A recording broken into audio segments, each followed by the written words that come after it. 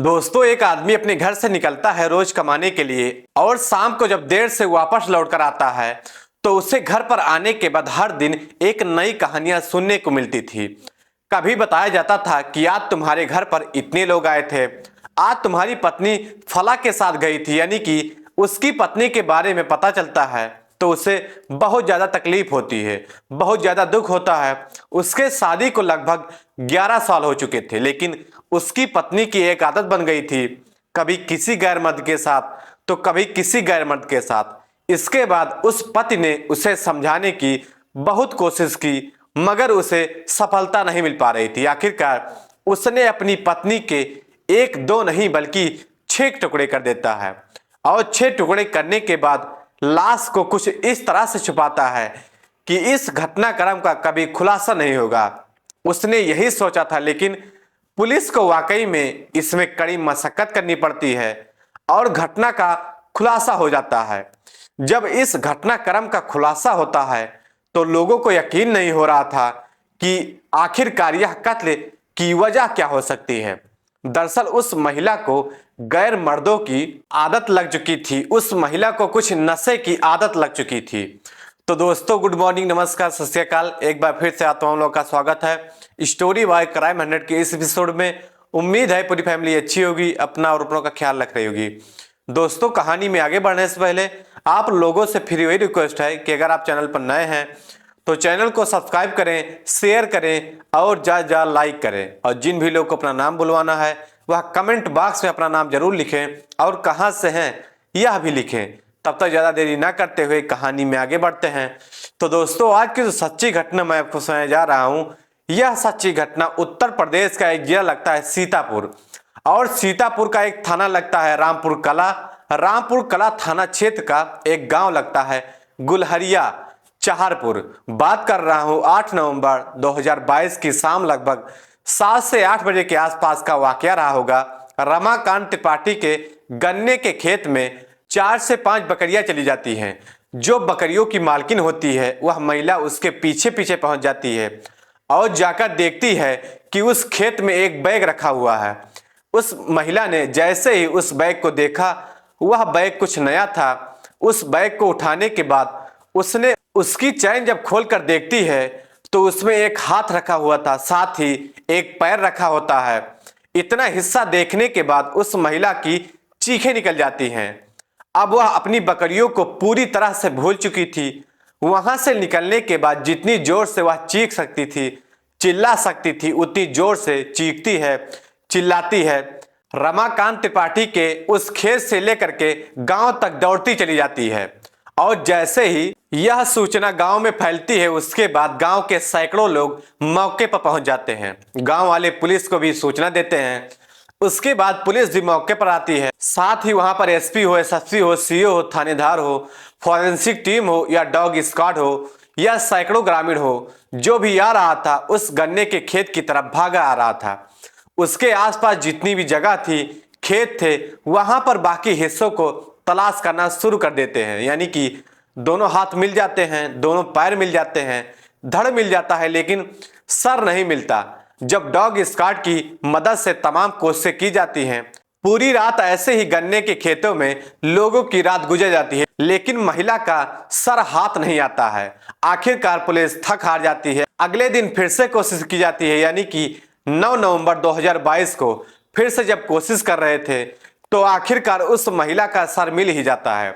Sir मिलने के बाद पुलिस को लगता है कि यह आस उनकी जो पूरी हो जाती है, अब शायद इस घटनाक्रम की, इस हत्याकांड की, इस महिला के जो कातिल हैं वहां तक पहुंच जाएंगे। लेकिन जब उसका चेहरा देखा जाता है, उस सर का ऐसा लग रहा था जैसे उस महिला के स्किन को पूरी तरह से हटा दिया गया है, उसे खरोच दिया गया है, उसकी पहचान नहीं हो पा रही थी।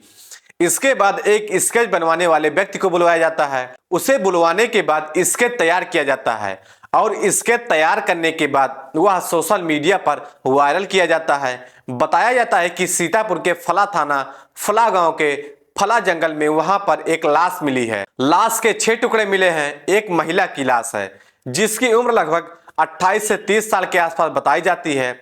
उसके माथे पर सिंदूर है, उसके गले में मंगलसूत्र है, उसने कुछ आभूषण भी पहने हुए हैं। आखिरकार ये लाश किसकी है पहचानने की कोशिश की जाती है। सोशल मीडिया से कोई रिस्पांस नहीं आता है। इसके बाद सीतापुर, हरदोई, लखीमपुर खीरी, साथ ही साथ शाहजहांपुर, लखनऊ, ऐसे तमाम जो जिले होते हैं वहां के हर थाने पर यह सूचना दी जाती है। बसों में भी सूचना दी जाती है, मुखबिर भी सतर्क कर दिए जाते हैं कि आखिरकार कहीं से कुछ पता करके लेकर आइए इस महिला के बारे में, कोई जानकारी मिल सके। यह बिल्कुल परफेक्ट मर्डर था। ऐसा लग रहा था कि पुलिस भी शायद हार चुकी थी। 6 टीम बनाई जाती है, 6 टीमें भी अपना काम कर रही थी, मुखबिर अपना काम कर रहे थे, मीडिया अपना काम कर रही थी, सोशल मीडिया भी अपना काम कर रही थी और तमाम जो जिले की फोर्स थी वह भी अपना काम कर रही थी। लेकिन ना कातिल मिल रहा था, ना कातिल की वजह मिल रही थी। आखिरकार यह कत्ल किसने किया था? कई दिन बीत जाते हैं, यानी कि 20 नवंबर 2022 की यह बात है। संबंधित थानों में एक महिला पहुंचती है, आकर कहती है कि एक फोटो सोशल मीडिया पर बहुत तेजी के साथ वायरल हो रहा है। हो ना हो वह मेरी बेटी का फोटो है। मैं अपनी बेटी से बातचीत करने की कोशिश कर रही हूं, लेकिन हो ही नहीं पाती है। पुलिस वालों को लगा कि एक आस फिर से जगी है। अब उसके बाद उस महिला ने जैसे ही यह बात बताया, उसके बाद इस घटना स्थल पर जहां पर यह लाश मिलती है उसके 6 टुकड़े मिलते हैं। यहां से लगभग 8 किलोमीटर दूर एक गांव लगता है लोना, जो कि रामपुर कला थाना क्षेत्र का ही एक गांव होता है। वहां पर रहने वाला एक व्यक्ति जिसका नाम पंकज मौर्य होता है। पंकज मौर्य उस महिला का पति बताया जाता है। बाराबंकी की वह रहने वाली महिला होती है। उसकी शादी लगभग 2012 में होती है। इस घटना से लगभग 10 साल पहले जब उस व्यक्ति यानी कि पंकज मौर्य को ढूंढा जाता है, तलाश किया जाता है, तो तमाम कोशिश करने के बाद आखिरकार पंकज मौर्य हाथ आ ही जाता है और पुलिस जब उसे पकड़ करके लेकर आती है, उससे जब बातचीत करना शुरू करती है तो पंकज पुलिस के सामने रोना शुरू कर देता है। उससे पूछा जाता है कि हम आपसे कत्ल की वजह पूछ रहे हैं, तुम रोना रो मत, जो सच है उससे बताओ। जब उसे सच बताने की पूछने की कोशिश कर रहे थे तो वह बताता है कि सर, मेरी शादी के कुछ दिन बाद ही पता चलता है कि उसकी पत्नी को गोलियां खाने की आदत है, वह भी नशे की गोलियां।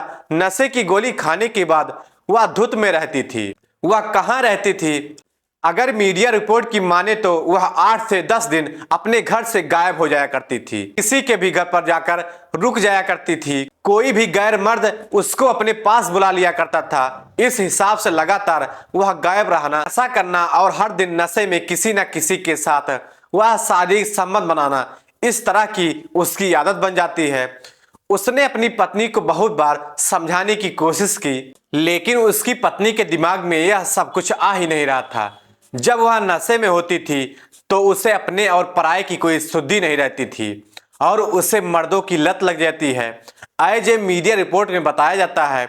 आखिरकार उससे पूछा जाता है कि तुमने यह सब कुछ क्यों किया, तो वह बताता है कि उसने अपने 2 दोस्तों का सहारा लिया और 2 दोस्तों का सहारा लेने के बाद अपनी पत्नी का पहले तो गला दबाया और गला दबाने के बाद उसे गणासे से 6 टुकड़े कर देता है, काट देता है। शरीर के लगभग 6 हिस्से कर देता है और 6 हिस्से करने के बाद जो अलग अलग बोरिया बैग में भरता है और बैग में भरने के बाद उसको वहां से लेकर दूर फेंकने की फिराक में था। लेकिन जैसे जैसे आगे बढ़ रहा था वैसे वैसे उसके दिल की धड़कनें, वैसे वैसे उसके पैरों की कंपन होना लगातार बढ़ती चली जा रही थी। इसलिए वह अपने घर से 8 किलोमीटर दूर ही पहुंच पाया था और रमाकांत त्रिपाठी के खेत में जाकर उसने गन्ने के खेत में हाथ अलग फेंके थे, पैर अलग फेंके थे, सर अलग फेंका था। लेकिन जब उस लाश को ठिकाने लगाने की कोशिश कर रहा था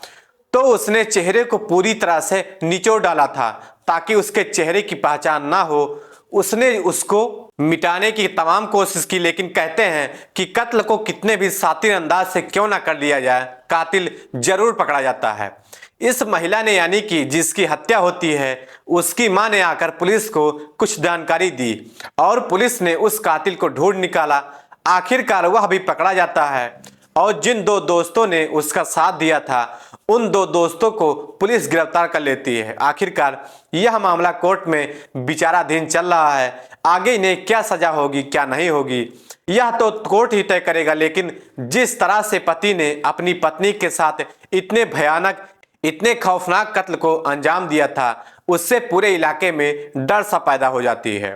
उस दौर में श्रद्धा वालकर का भी मामला बड़ी तेजी के साथ सुर्खियों में चल रहा था। लोगों ने उस दिल्ली के उस हत्याकांड से जो मुंबई की लड़की थी जिसका दिल्ली में आकर अलग अलग जगह पर 32 से 33 टुकड़े कर दिए गए थे, उसके बाद इस घटनाक्रम का भी तेजी के साथ वीडियो वायरल होने लगता है। पुलिस ने कातिल को गिरफ्तार किया तो लोगों को इसकी वजह भी पता चल गई, और वजह पता चली तो लोगों को इसका पछतावा भी हो रहा था कि आखिरकार पति क्या करता, क्या उसे छोड़ देता, नहीं छोड़ता, क्या उसे पुलिस का सहारा लेने चाहिए था, उसे क्या करना चाहिए था। उसने किसी से शायद अगर सलाह मशवरा लिया होता, किसी अधिकारी के पास गया होता कि उसकी पत्नी इस तरह की हरकतें कर रही है, तो शायद वह कत्ल ना करता और शायद वह कभी सलाखों के पीछे न जाता, शायद उसकी बाकी की जिंदगी कभी बर्बाद ना होती।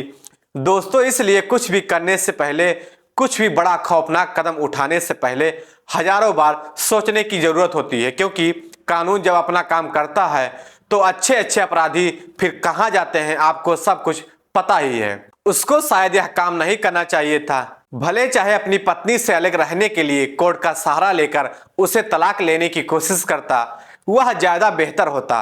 अगर उसकी पत्नी के गैर मर्दों के साथ संबंध थे तो वाकई में बहुत गलत था। तो दोस्तों, इस पूरी घटना को सुनाने का उद्देश्य किसी को परेशान करना नहीं था, किसी का दिल दुखाना नहीं था, बल्कि आप लोगों को जागरूक करना था, आप लोगों को सचेत करना था। तो दोस्तों, घटना कैसा लगा कमेंट बॉक्स में जरूर बताएं। अगर चैनल पर नए हैं तो चैनल को सब्सक्राइब करें, शेयर करें और ज़्यादा लाइक करें, ताकि हमें भी मोटिवेशन मिलता रहे। तब तक के लिए जय हिंद, जय भारत।